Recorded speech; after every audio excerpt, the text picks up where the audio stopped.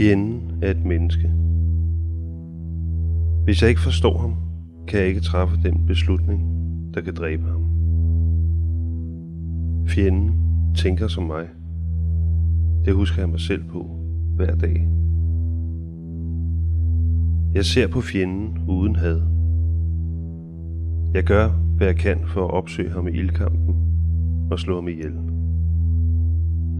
Jeg forventer heller ikke andet af ham, end at han skal forsøge at slå mig ihjel.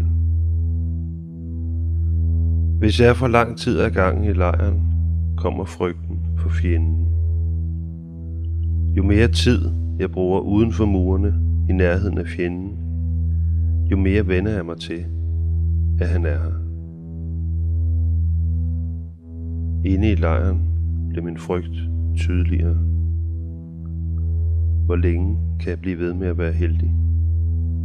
Er det min tur næste gang?